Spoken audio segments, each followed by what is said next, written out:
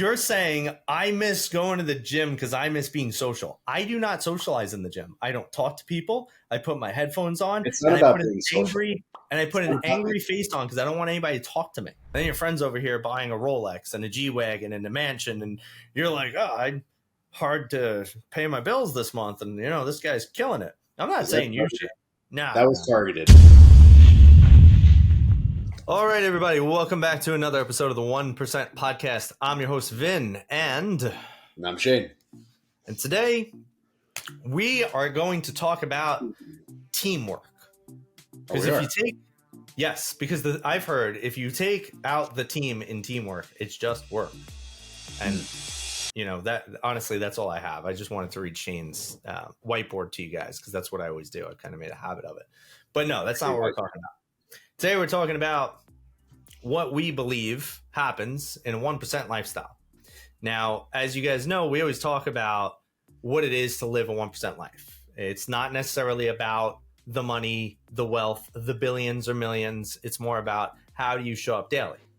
However, today it is actually about the wealth, the millions and the billions, because we're going to talk about how life shifts and the way things shift when you're analyzing your money, when you have more money, what people typically do with it, what we do with it, and how we experience our lives differently.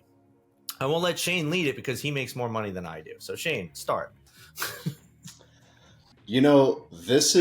It's just like a business. It's evolving. You kind of just learn what to do, what not to do. Actually, how I want to start this is they don't train you about financial security in schools that they should. Proper investing, tax supplements. They don't. I mean, I feel like it's still the old school motto of save your money, save your money, save your money. No, that's the worst advice anybody could ever give you. You need to have your money working for you. And don't forget, don't ever go into debt. They say that all the time too, right? Debt's a bad thing. Interest is a bad thing. Don't ever pay people money for anything, right? Well, I think that's also, a little obtuse. I personally think that if you are in debt, and, obviously this is not financial advice, but I've been there before. I've been in deep financial debt, and it's more you're backed into a corner. What are you going to do about it? Are you going to roll over and take it, or are you going to do something about it? Are you going to be the man, quote unquote, and, fix it, fix your situation? So when you're put into that corner and you don't have options, in my opinion, all you have to do is climb out. You have to figure it out. So I don't think there's anything wrong with being in debt. If you continue being in debt, well, then you're following a pattern. Anyways, back to... Wait, hold on. I got something to add in there because the way the debt I'm speaking of specifically is more about like getting a 10% or 11% interest loan on business debt or doing something so you could go get a property that's going to generate you money, right? Because the older mentality, at least of my parents, like, our generation's parents, because a lot of them came here with nothing. Like my parents are from Italian immigrants. So it's like, don't have debt, make sure you get a safe, secure job, save your money because they didn't have anything. And then they also don't understand anything because they think debt's bad, but there's good debt and bad debt, right? Absolutely. And so people don't teach you about good debt. Right. You only hear the horror stories of bad debt where people are like $100,000 in debt and, they're paying $3,000 a month and that's not even paying off their interest and they're in debt for almost ever. And then they file bankruptcy. You hear those stories, but you don't hear about the stories of this guy just took out $300,000 for his business and he got it at 10% and he's got 10 years to pay it off. And he turned that 300,000 into 5 million. And you don't hear those stories though. So I think it's really important. There's so much that's not taught around finances and the understanding of them will actually be the things that set people free and get you into the 1% lifestyle. And there's a great book that I think I've mentioned at least twice on this podcast. It's called Rich Dad, Poor Dad. And he talks about that mindset where his poor dad was not essentially poor, but he had a poor mindset, right? It was savings. It was going to college. It was getting a degree so he can work for the man and getting a good paying job. And then when you get a raise, hopefully you can afford that next thing, your next car, your next house. but now you're more in debt because you have more mortgage payment. How am I going to afford that? Oh, I'm going to get another raise here soon. I'm going to get another promotion soon. That's the wrong mentality of how to look at things. So anyways, I definitely agree. There's good debt and there's bad debt. So the lifestyle, don't be like these athletes. And that's exactly why I learned from their mistakes where you're 22 years old and you signed a $4 or $5 million contract. What do? You go and get a $5 million home, $200,000 worth of jewelry, $200,000, Porsche, whatever it may be. And then you're broke. And guess what? Now it's the same mindset. Oh, I just got to wait till my next contract. Once I get the next contract, then they'll be fine. Then I won't make these decisions again. No, that's never what happens. You hear about it all the time. You hear these horror stories about lottery winners that are doing the same thing. Anyways, financial and economical learning comes from failures, but it's also seeking advice and learning from people that have, either made those mistakes and learned from it. Listen to those people. Take their advice. And it's taken, me personally a couple of years to finally figure that out. But once I've been able to have a stronger foundation for my family. All right, that's enough of the boring stuff. So the good stuff. Yeah, you know what, Vin? I think the best part about being financially free is not having the worry, not having anything in the back of my mind about bills coming up, about whatever it may be, because I'm good. I think that's probably the most comfort that anybody can ever have about having financial freedom is not worrying about what's coming, not being stupid and going and spending that stuff on, cars, jewelries, and things like that, but just not having to worry about what's coming at all. What's actually really funny for me is that isn't the best part, in my opinion. The best part actually comes from what happened to me the other day. I was going to the gym at 8:30 a.m. and I'm starting worse already. I'm sitting in a massive traffic. And the funny thing is that I forgot that there was a massive traffic at 8:30 a.m. And I was like, oh, that's right. It's rush hour. And I said, the best thing about my life is I don't ever have to sit in this shit if I don't ever want to. Honestly, I think that's even better than having the money. That I will agree that working from home definitely has its perks. That's for damn sure. I know my friends can attest to that too.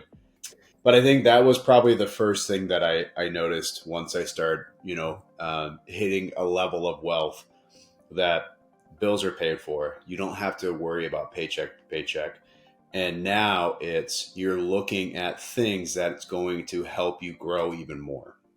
So they say more money, more problems. And I didn't really understand that until I actually, went into other things, right? And what I mean by that is investments. You have physical investments like properties or cards or metals or watches or whatever it may be. And then you also have things like your stock portfolio, crypto portfolio, savings accounts, life insurance policies, all things that I currently invested in and ventured in. But what does that come with? Tax liability. It comes with capital gains. So the crazy part about being an entrepreneur is you're not just an entrepreneur. You're a lawyer.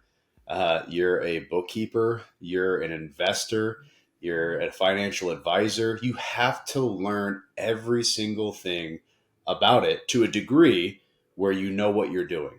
And then you find somebody who's smarter than you are and you invest with them. Anyways, having your money work for you is probably the best advice that I could ever give somebody who is in a comfortable position, who is not going to be worrying paycheck to paycheck, who has an extra blank amount of money, $1,000, $20,000, $200,000, and they're looking to have it grow. People who are seeking advice and knowledge, and I'll tell them the platforms that I'm invested in that's done well for me, that I would suggest, that's the best part. Now, I hate the people that are, hey, Shane, I got $5,000, turn it into $50,000. No, get out of here. But anyways, I love a diversified portfolio. I love learning everything about business and what comes with it. But more importantly, of why I do these things is so I can have this 1% lifestyle, so I can have this and support this for my family. Because there's just nothing better than time and freedom. It's interesting too. One of the things that I've noticed is actually, I was kind of ranting about this the other day because I was very annoyed. People, the average person, and it's funny because we'll get so caught up and we'll say the average person is stupid or the average person lacks common sense or this or that. And it's very true from an outside looking in perspective, right? Like the other day, I remember I was walking. My girl wanted us to go to PetSmart to get something for the pet. And I was like, okay, fine. So we're going there. And we're in there, and literally there's the checkout line right by the front door to like exit. This woman's got a big cart full of crap. She just checked out. She just bought everything. She walks, gets right in front of the door, stops, and looks back to the register to talk to somebody. And I'm just like, what is this? You're blocking the door with your big cart, talking to someone else, completely not even giving a crap about anybody else and how they're going to get in or out of the store. Why? And, the first thing that pops into my head, because it's annoying to me, is that this woman is dumb. And I just want to avoid dumb people. But then the thing that you realize is people aren't really dumb. They're just, a lot of them are oblivious. They're in their own worlds. They don't do things out of malice. They don't do things out of malcontent. They do it because they're so wrapped up in their own things that it's actually very hard for them to consider others. And so I would by default say that most people aren't bad.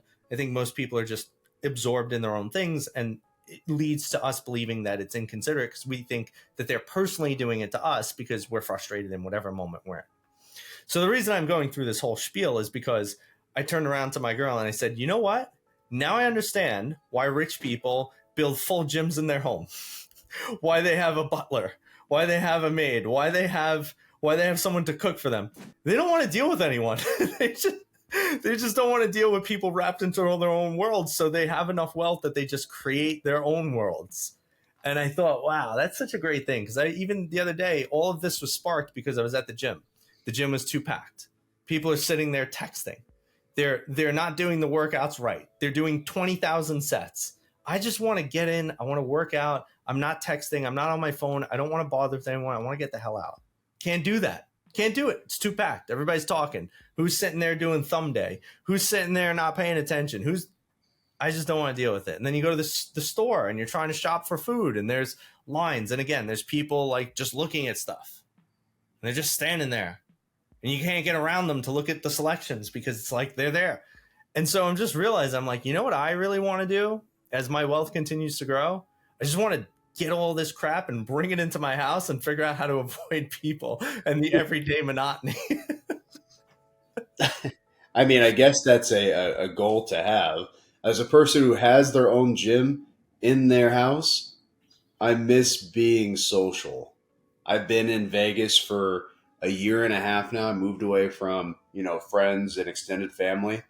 It's nice being social sometimes. So I think you got to look at the other shoe on the other end of the foot from somebody who has all the things that you personally want and has, you'll miss it. No. And I'll tell you why. Because you right there have the wrong mindset that I do not have. You're saying I miss going to the gym because I miss being social. I do not socialize in the gym. I don't talk to people. I put my headphones on. It's not about being angry face on because I don't want anybody to talk to me. It's not about that. It's just about seeing people. I don't want to see people. I work from home. I eat from home. I work out from home. I sleep in my home. Like my wife doesn't work. She's at home. This is what I do. Okay, when I go out on our date night, it's going to the grocery store. And guess what? We get to see other people. Okay, so you need to diversify your lifestyle then. Me, I'm fine. I go to networking events. I see people all damn day, every day. I talk to people all day, every day. In my moments, I want to be left the hell alone. That's what I'm talking about. Don't talk to me. When I'm at the gym, don't talk to me. When I'm doing anything, actually, that doesn't involve me helping someone, don't talk to me. That's what I'm telling you, though. I live that lifestyle that you want and crave, and I want the other thing around. We could switch. Just give me all your money. So that's what you strive for, is to be isolated as a hermit, which Yes. that's how I am, right? I So, personally like it to a degree. well, actually, here's the big one. When I have enough money and enough connections that I no longer need to network, I'm leaving New York. I'm going to go live in the mountains, 4 hours away from any damn freaking community or house or anything. I want to be completely alone. That's what I'm looking most forward to. But because I still go out and I still network and I'm still building connections and trying to grow the amount of people that I know and can impact and touch, right? And it's not this well-oiled machine yet. I'm still in this city around people.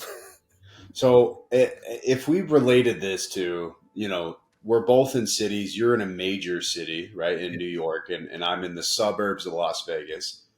And I feel like those are two completely different mindsets, and also financially, Yes. which yours is a lot more as far as cost of living is concerned. Oh, yes. What would be considered, to the audience here, financially free, like the 1%? Like, Mm. when would they be able to, quote unquote, move to the mountains? Like, what is, I guess, that goal for you? Is it an exact number? Is it a success? Is it an age? Is it like what is that to you? Interestingly enough, I think it doesn't have to do with anything you listed. I think it has to do with a reputation. Because if you think about it, and for the listeners, my business is a personal brand. Personal brands can get to a scale where they could tip, where you have literally to do nothing for your business to grow, because you could get so well known, so much notoriety, so much, let's just say what the kids say, clout behind your name, that people are seeking you out. People are seeking you out for coaching. They're seeking you out for speaking engagements. They're seeking you out to become an equity partner because they know of your capabilities in their company. Now you're just generating revenue for no reason because of the fact that you're who you are. So for me, my thought is my reputation needs to be at a place where I don't have to build sales funnels. I mean, of course, I could do those things so I could always increase revenue, right? But there's also a place where you get to that your reputation precedes you, your client list fills up, you have a wait list, etc. You have all of this abundance, so much so because of who you are and what you've accomplished, that you no longer have to actually go out and get and create opportunities. They actually more so start coming to you. And so for me, I think when the reputation is at that point, I could pretty much just go and isolate, because I'm not going to have to go out. Like, I still go out because a lot of people don't know me. I still get on podcasts because a lot of people don't know me. I still will take a speaking opportunity, or I'll go to these networking events because I want people to get to know who I am. And once that happens enough, I don't think I need to keep showing up. I mean, I'll show up in different ways, but then the ways you show up changes, because now it's not just going out to a random networking event. Now it's a very intentional event where you Right. show up to nurture relationships and you show up to do things because there's intentional chains following that event or that thing that you're committing to. And so a lot of what I do is intentional right now, but it's also opportunistic, because there's no, oh, I'm going to go to this event and I'm going to get a great connection, I'm going to get a client, right? It's not always on the forefront. It's not always something that's possible. Whereas if it's like, hey, Vin, come out to this event, there's such and such an audience, such and such a crowd, we'd love to have you, as you just come to the event, not even like speak or participate or coach or anything. And so I've seen that those things start happening when the reputation gets to a certain level. And I think that's where I'll be able to start isolating. I don't think it has to do with money or anything else for me. Okay.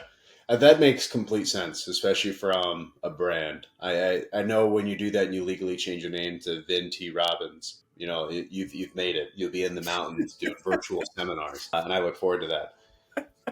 Um, if I transition that into,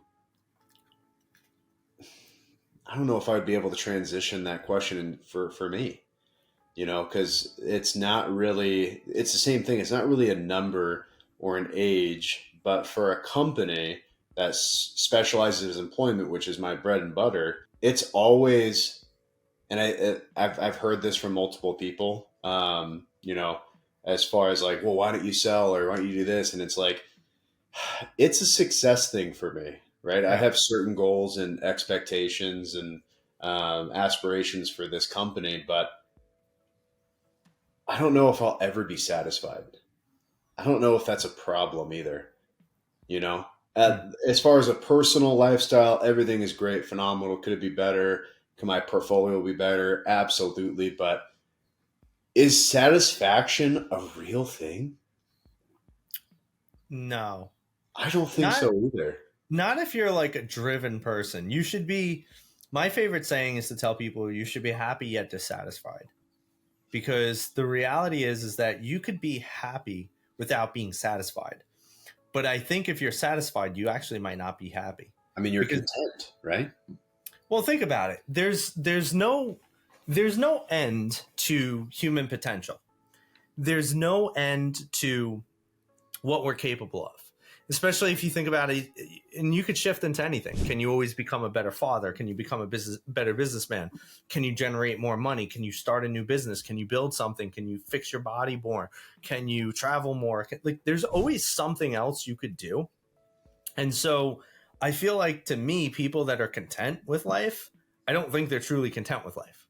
Like, I cannot actually imagine how someone could be happy and content knowing that they're not living up to a higher potential. That's Like, my humans are so fascinating because we are actually the only things on this planet that will stop trying to grow. Like, a lion continues to want more land. A wolf pack continues to want more land. A tree will keep growing until it's cut down or burns. There's nothing on this planet, aside from humans, that will not try to reach their maximum potential, which they know they'll never do. So they just keep going and going until they die. And humans will sit there and be like, you know what? I'm cool. I'm cool with what I got. It's like, how? What if you were happy yet dissatisfied? I, that's what I'm saying. I absolutely agree with you, but I think it's the person, because I know majority of my people network friends who are content, who are satisfied with their day to day, with their W-2 and working for the man, with their anything. But that's what I'm saying. For an entrepreneur, the lions, it's just a nonstop hunger. That's so funny. I talked to my wife about that whenever it was, and she I think she asked that question. She's like, when is enough? Like, Never enough. you have this and this and this, like, what more do you want? And I said, I know you're going to listen to this, and she's going to quote it too. I want the world. Like, I want it. I'm hungry. It's there for the taking. I want more than the world. I hear they're sending people to space now. I want fucking space. I'm good on I'm good on that. I'm afraid of heights and like I have no desire to go touch the moon or whatever. I'm good on all that. I'll take the world. I want But, the world and the space. and I think that's really good to highlight too, is like the 1% is also applied to your hunger, to your nonstop satisfaction of wanting more. And it could mean money, it could mean, wealth, but as Vin and I are talking about here, it could be becoming a better father, a better friend, a better whatever it may be. But if you're wanting and you're changing and making that effort, I think that's, in a nutshell, what the 1% is. Here's actually something to kind of bring us even back to the start of the conversation. When we're talking about like understanding all the finances and stuff and how life changes, another thing that changes massively and drastically is your friend circle. I was hanging out with one of my friends yesterday. I don't see him that often, but I do consider him a very close friend of mine.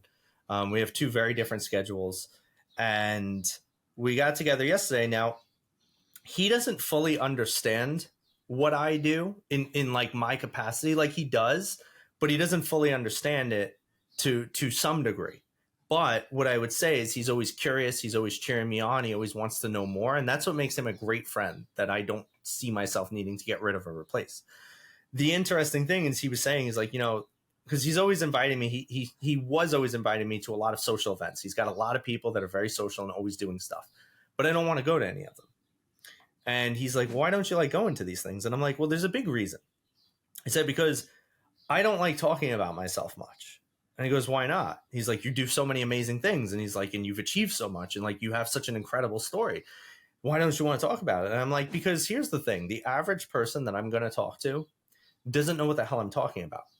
And so every time they ask me about life or business or this, and I explain it, I wouldn't say every time, but like maybe 95% of the time, the 100%. average person doesn't know how to even respond. Right. Like they'll be like, oh, what are you up to? I'm like, X, Y, and Z. And they're just like, oh, cool. And it's the end of the conversation because they don't know what the hell I'm talking about and they don't understand it. And none of it even makes sense to them. And so I'm like, why am I going to have a conversation consistently where I'm just not understood, where it doesn't really go anywhere because there's such little to relate on? I was like, it's not fun for me. What's fun is being able to talk about life and business and things we're working on and how we're trying to grow. And, you know, it's not even in my opinion, it's not even like an elitist mindset or anything like that. Cause I don't think I'm better than people. I just know that I enjoy talking about these things and I like people that I could get excited about. And a lot of people, right? And a lot of people that have that content mindset of like, I'm just cool. Like I work my 9 to 5 and I make 50,000 a year and like, Right. I'm okay with that. And I can barely pay my bills and my boss is a jerk. It's like, I can't relate to any of that. And you're not going to understand what the hell I'm saying. In fact, you're probably going to think I'm lying about some of the stuff I'm saying because I've heard that before. Right. When I went to leave the fire department to go into entrepreneurship, now at the time, I was charging $200 a session for executive coaching. And I remember I was telling the firefighter, one of my guys who I thought was a really close friend of mine, I was like, yeah, dude, I was going to leave. And, I'm going to go full time into this coaching thing. He's like, oh, what are you going to charge? I'm like, well, I charge $200 an hour right now. I'll probably go for $250 once I leave, to really just like stabilize a bit more. He's like, dude, that's insane. Nobody's ever going to pay that. You're crazy. And I'm like, what do you mean? He's like, you're nuts. He's like, dude, we make $50 an hour on overtime. He's like, nobody's going to pay you $250 an hour. That's insane. Nobody makes money like that. I'm like, okay. What am I supposed to say to him? Am I supposed to start pulling up bank records and showing people that have paid me $250 a session? Like, you know what I'm saying? What do you do with that? And so a lot of the times, part of transitioning your lifestyle isn't just financially, it's socially. Like, absolutely, you really have a lot of trouble now connecting with certain people. Yeah, I think that's why these networking events that Vin and I talk about so much, especially if you're just starting out on being an entrepreneur, is so crucial and important. Even going to a BNI and a chamber just to start out before you're going to these big networking events, some that you have to pay thousands of dollars to get into, I highly recommend it because you're not really going there for friends in the beginning. You're going for clients. But that's how Vin and I started. I met Vin at a high networking dinner that I personally paid $2,500 just to go to that dinner. I was in Vegas. I flew to Indiana. No intentions and no idea who Vin was. We shook hands. Something clicked. I thought he was going to be a client. I sold him on being a client. He's still a client. Somehow Vin convinced me of being a client, and that was the best decision I've ever made as far as coaching my executives and myself. But I just wanted to show that the proof is in the pudding, right? You go there in the mindset to benefit you and your business. And when things work out on a mutual level, I can't tell you how many acquaintances and friends that I've made from these events. Yeah, because it's easy to talk to. We have the same hunger, growth, even in two complete different industries. You could tell, and it's crazy this word, but hustler. You could see a hustler and a positive notion in any entrepreneur that you meet. A successful, hungry entrepreneur, a hustler. That's my definition, easily. But yes, the friends that I still have a few from high school, I can't talk to them about their business, nor do they talk about mine. And it's for that exact same reason. They have nothing to relate to. What more are they going to ask about? They try. We keep it on a overview basis. How are things going? It's good. What are you doing? This and this. Cool. What are you doing? This and this. Okay. Let's go get a beer. Yeah. That fades out, and it does. Time kind of contests to that. And people lean more to people that they have more in common with. All right. Fun. That's how life works. Because you know what it is? It's one of those things where, and this is another component of that, people start to there's almost a projection. Like, I'm trying to find the right phrasing here, right? You start hanging out with somebody who's doing so much more than you. And if you don't understand how to be curious and be a good friend and just be there in their life, you start developing almost a level of enviousness because they're reminding you of how little you're doing with your life. And then it's even harder to relate to them because now they're making you feel bad about yourself. And this is a subconscious process. It doesn't happen with everybody, right? But they could be making you feel bad about yourself because of the fact that you're just aware you're doing so much less and you don't care. You're just like, oh, it's fine. I'm cool. And then your friend's over here buying a Rolex and a G-Wagon and a mansion. And you're like, oh, I'm hard to pay my bills this month. And, this guy's killing it. I'm not saying you should. No. That was targeted. Rolex, G-Wagon. Shame. That was so targeted. It was... I first I was like, okay, the therapist is coming out. I love it. This is great. And then I'm like, wait.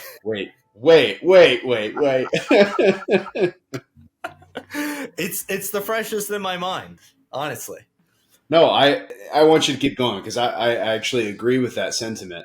I personally don't think like keeping up with the Joneses is a great mentality to have, right? That old saying, keeping up with the Joneses. Or don't well, I don't forget the exact quote, but don't be envious of other people's possessions and cash flow and things like that. However, use it as a fuel to fire your internal fire to want to be better, not to have what this person has or what this person has achieved, but to get you to the next level. Right.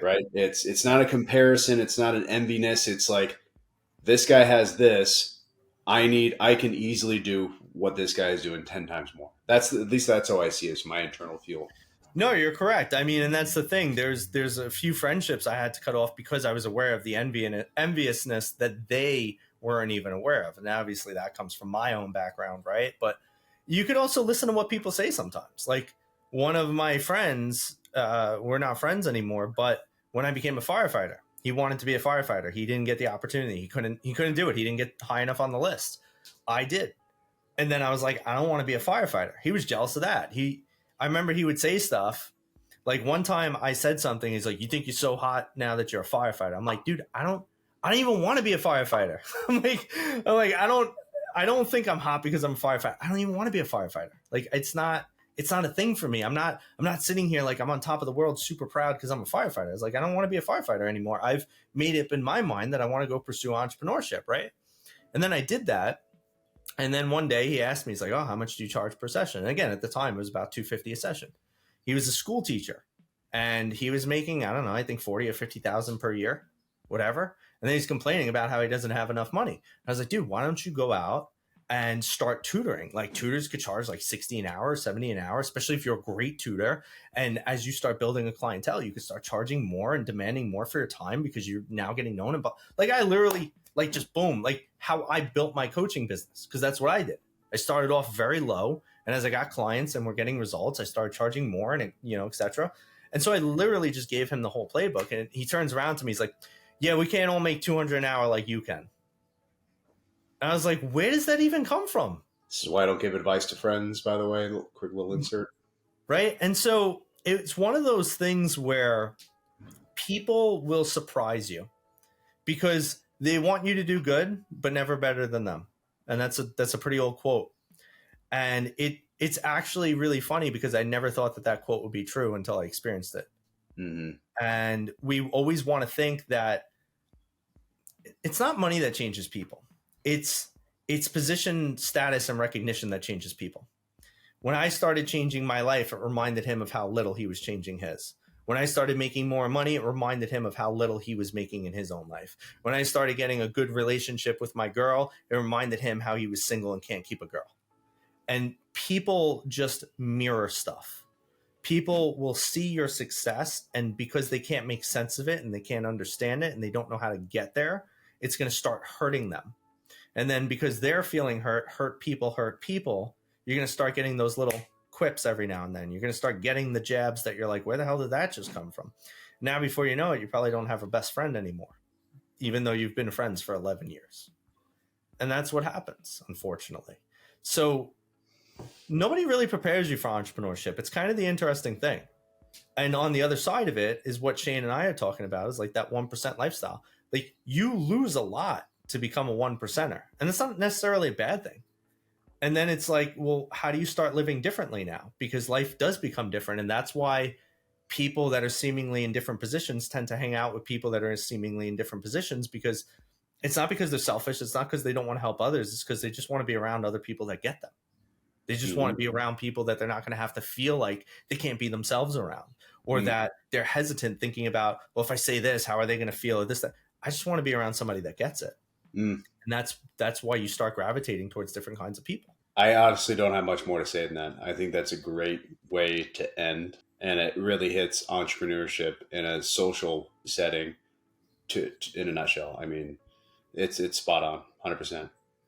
So, guys, there's a lot to figure out with entrepreneurship. There's finances, there's lifestyle, there's friendships, there's relationships. I mean, there's so much. We could probably even make like a little mini series on this if we wanted, Shane. I'm sure there's so much more we could talk about in this specific topic and specific area of how the 1% live, or how things change financially, friend-wise, etc. But for today, this is where we'll close it out. As always, thank you for joining us on the 1% podcast.